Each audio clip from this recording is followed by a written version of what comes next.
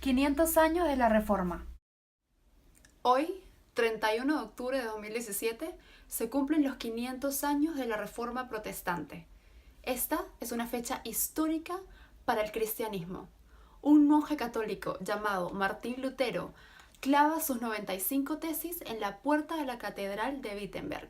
Este monje agustino decide hacerle frente a la única iglesia cristiana de aquella época, la Iglesia Católica. En sus 95 tesis, Martín Lutero reclama acerca de la injusticia que se llevaba a cabo con las indulgencias. Estos abusos se dieron debido a una total desviación de la enseñanza católica acerca del tema. Pero Martín Lutero no crea una reforma dentro de la iglesia, sino que finalmente se separa y funda la suya propia. Aunque esto verdaderamente no sucede en el año 1517 como muchos piensan, su separación se da periódicamente. La fecha de 1517 solamente nos recuerda la rebelión de Martín Lutero.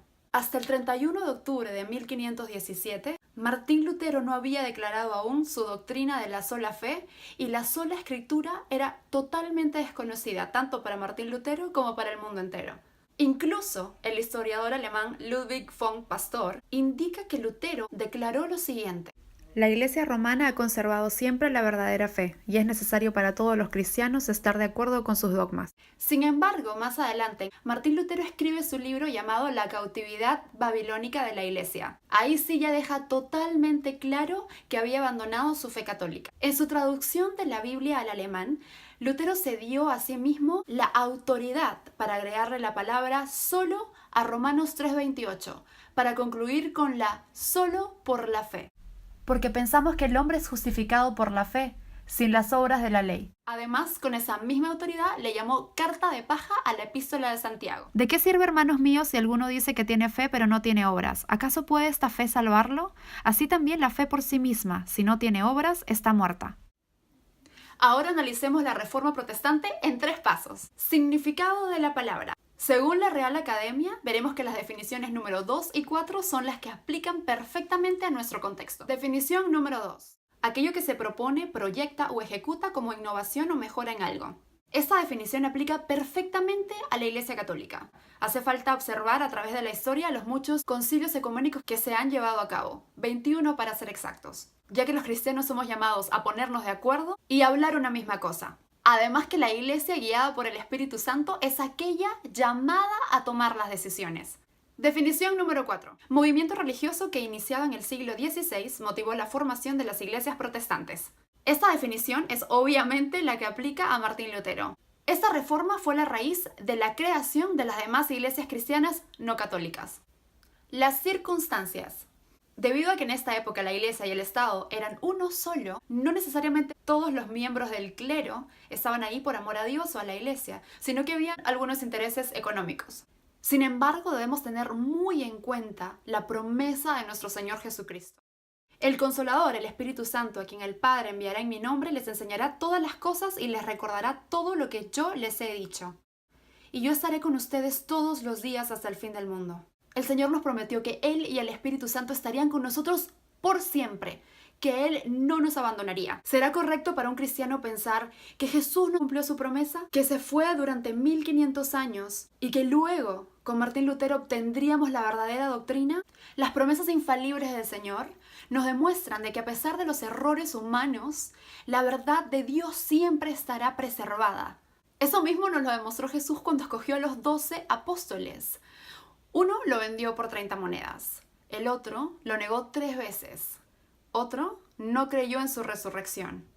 Y casi todos lo abandonaron al pie de la cruz. Todos esos errores que cometieron los primeros miembros de la iglesia no resultaron en la desviación de la verdad de Dios.